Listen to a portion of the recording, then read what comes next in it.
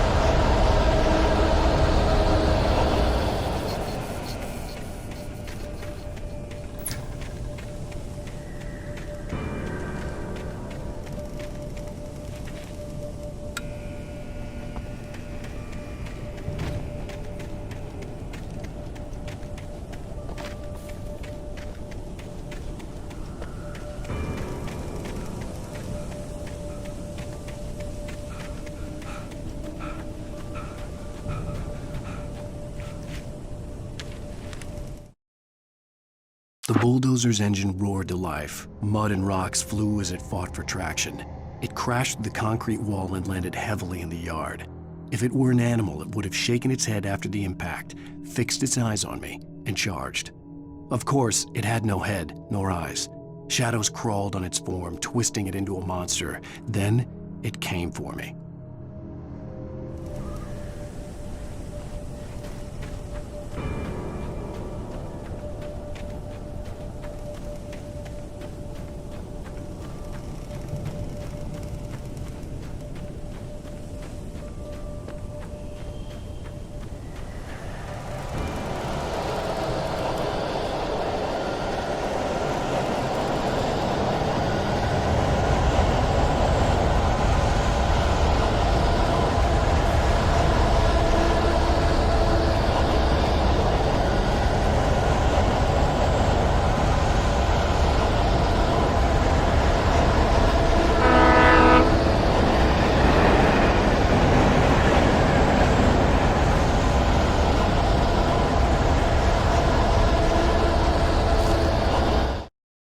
Sarah trusted her gut, and her gut said Agent Nightingale was an asshole.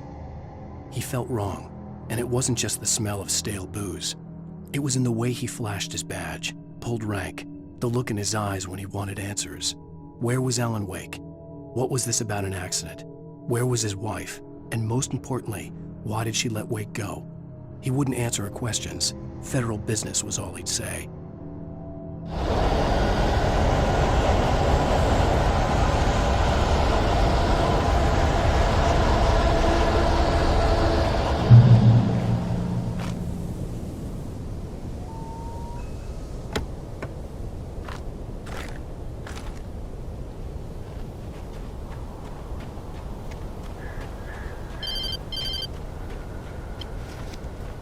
Hello? The most stubborn man I've ever met. Alice? Alice? Alan.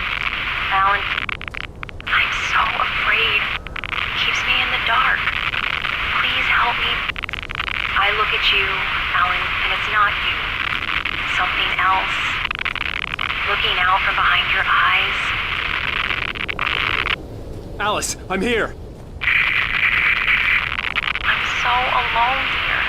It's all gonna go to hell. You need to be careful. Cooperate. The connection had been terrible, but that wasn't the only thing that hadn't been right with the call. She sounded wrong somehow, but she had called me.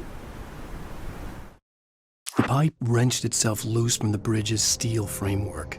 Wrapped in darkness, it floated in midair, twitching. For a moment, I didn't understand what I was looking at. The heavy object lurched at me with impossible force. I threw myself out of the way, but just barely. When I turned my flashlight on it, it shook in a dark rage before it flew at me again.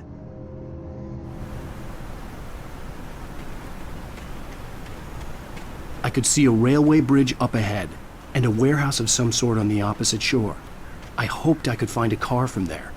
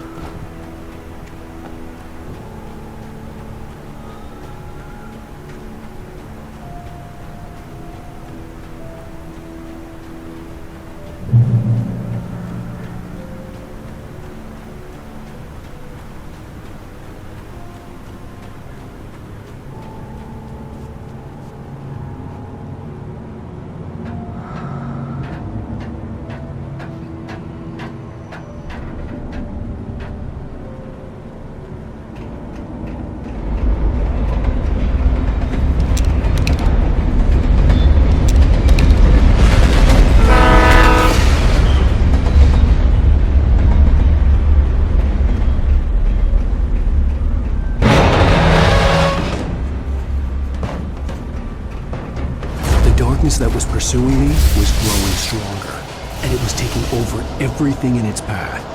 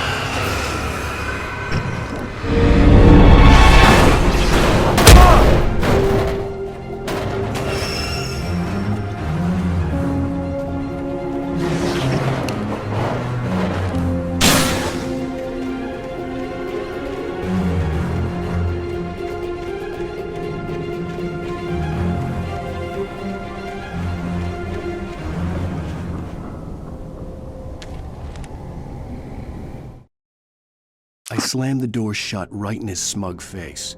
He pleaded for me to open the door. True to form, the asshole actually thought I would obey. I had no sympathy left, no guilt either, not for him. I took a moment to savor the scream. I bet I had a smile on my face. It was all that I had time for. The dark presence was inside the lodge with me.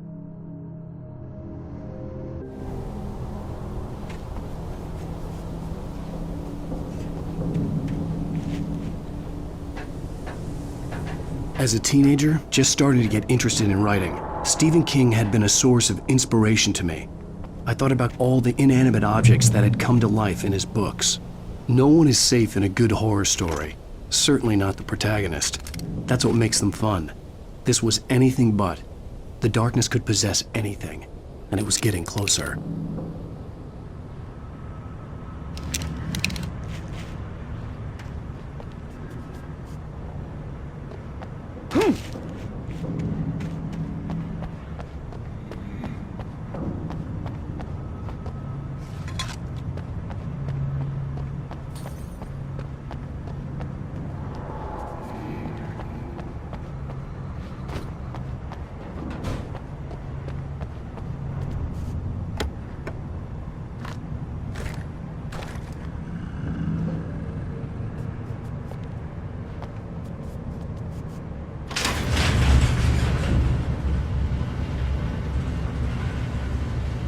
Did you call her?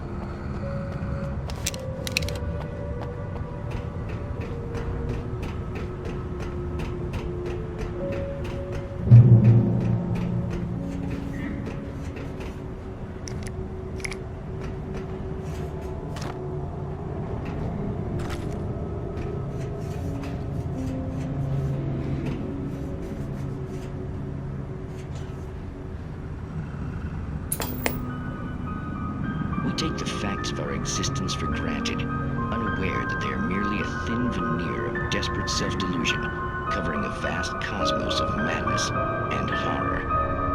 All too often, the stars are right. In Night Springs. Tonight's episode, a family occasion. Journalist Alvin Derlis' trip to study the local customs of an insular community in Night Springs has been less than successful. Until tonight. Well, I'm glad you changed your minds about this. Ancient customs, local mythology. My editor loves this kind of stuff. Well, Mr. Derleth, we don't want to feel like we're on exhibition, but you have demonstrated the seriousness of your intent. Oh, I am serious. Really, just do your thing. I'll stay out of your way and observe. Actually, I thought you could assist us. I'm afraid we are a man short. It would provide you with an intimate perspective. Could I really? Of course, Mr. Derlis. Well, I guess that's the least I... What would I have to do? Oh, here. Let me show you with a kiss.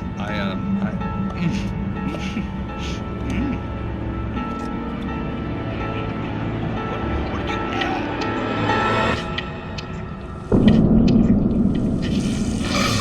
Oh, Mr. Derleth, but well please, Nixie Burka, the dweller in flesh. Your body shall host his 1,000 young. And shall be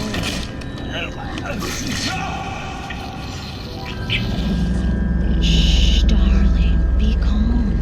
Shh. Alvin Derlis learned a harsh lesson. If you go looking for mythology, it may come looking for you. And such quests always bear fruit. Night Springs.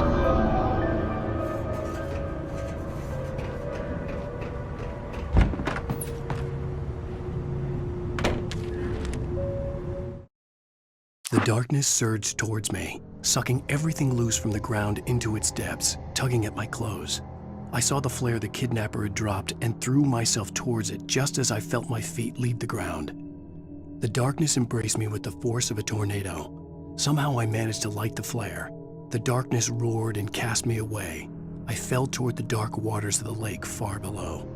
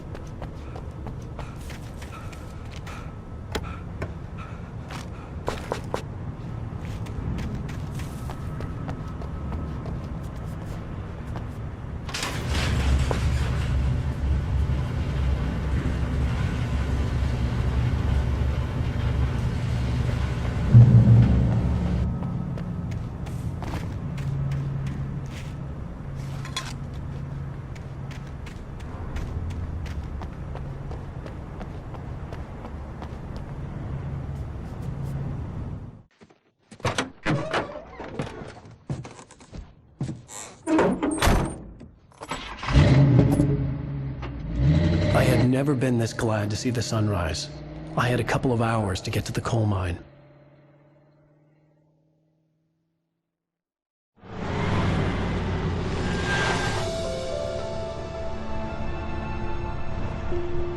The coal mine wasn't far now.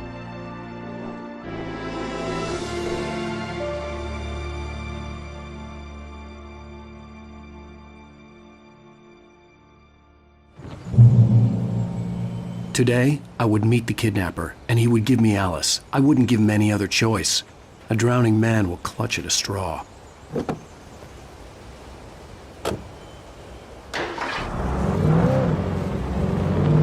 Little by little, without realizing it, I'd come to believe that the story in the manuscript was coming true.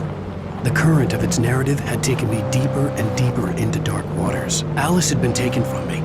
Barry was probably in jail. I was a fugitive from the FBI. The whole world taken over by the dark presence was trying to destroy me. It all felt real, but it matched a textbook case of insanity.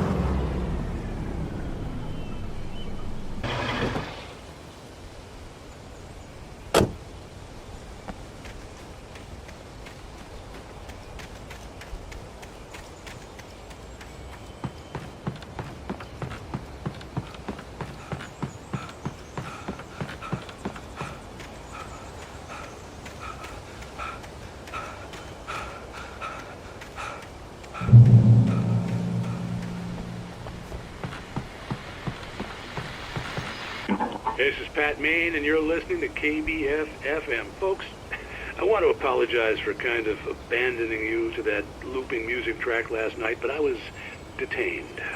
You see, I encountered a big-shot G-man with an itchy trigger finger who could use a lesson in manners and a boot in the ass. Not necessarily in that order, either. Now, folks, I know I'm not being very informative here, and I apologize for that. I really should just keep quiet, but I'm just so peeved right now, because some people just shouldn't be carrying badges. I'm just glad that our Sheriff Breaker was there to straighten things out. And if someone I met last night is listening, let me just say, I'm sorry if my mouth got you in trouble. I'm pretty sure you're not the bad guy here. Godspeed, son. I hope you know what you're doing. Now, on a lighter note, I'll be talking to Dr. Nelson all morning.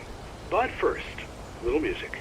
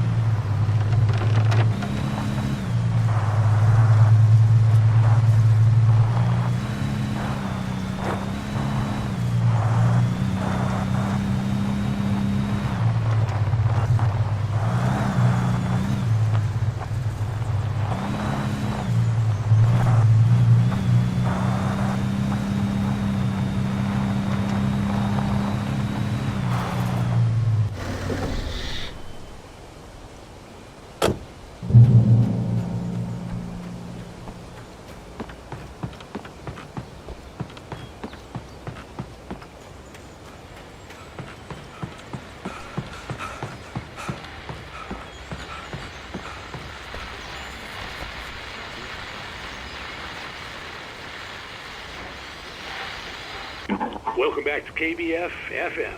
Hope you enjoyed that tune.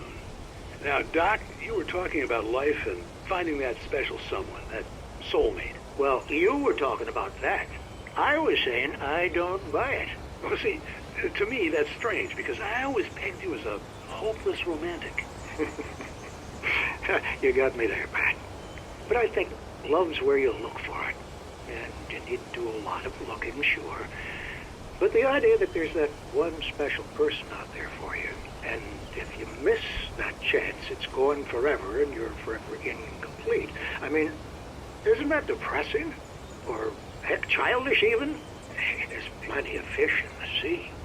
And apparently a fisherman has a fishing analogy for everything, but what you're saying, isn't that a little harsh? Well, no.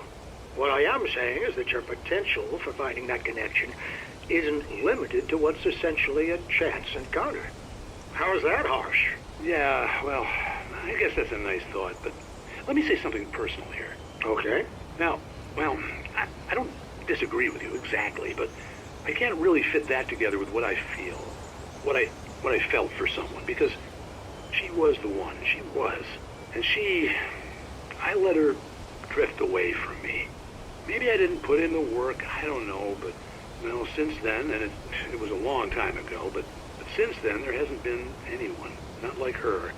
And I'm not saying I dwell on her or haven't moved on. I like my life, I'm not living in the past, but I do miss the way she completed me. You can't argue with the heart, Pat.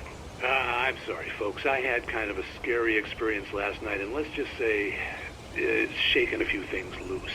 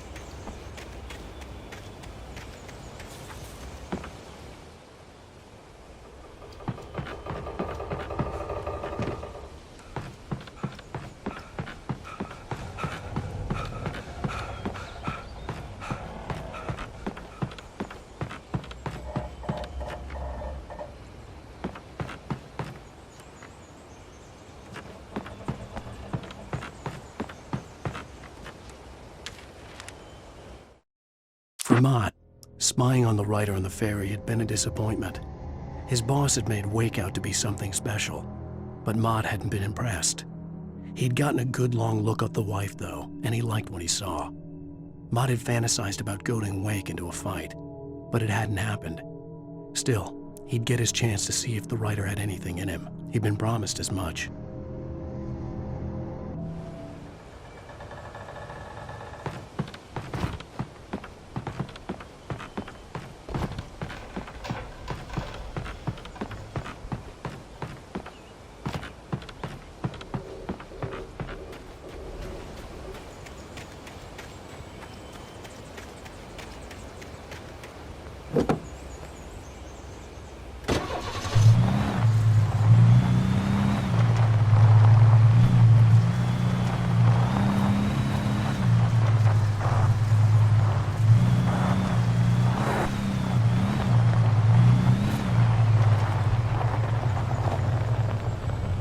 I was early. I was supposed to meet the kidnapper at noon in the main building. The coal mine was quiet. It was a museum now.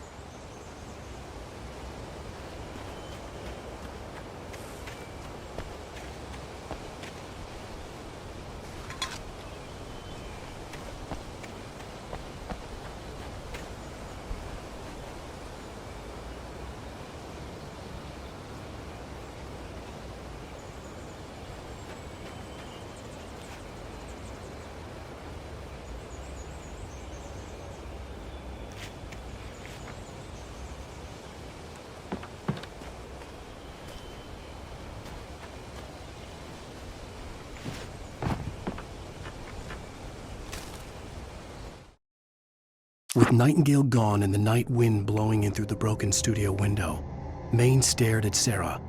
The sheriff looked away. Maine's voice shook with barely controlled anger.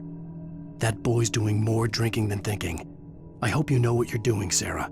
He's got a sickness in his eyes. You take my word for it. He wants Wake for a reason, and it's not for anything good.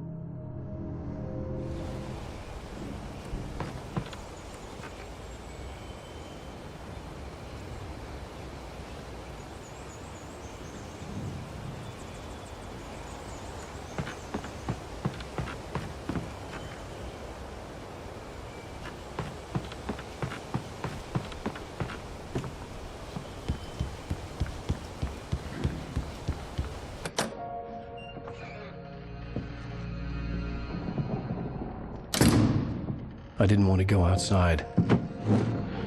Cops had to be looking for me. The noon sun turned the place into a sauna. The day dragged on. Different scenarios ran through my mind. Ways of how I'd torture the kidnapper to get Alice back. Or the different horrible things he could have done to her. I imagined her dead. I had no way of knowing she was still alive. It was killing me. I was running on blind hope. It was all a waste of time. The bastard never showed up.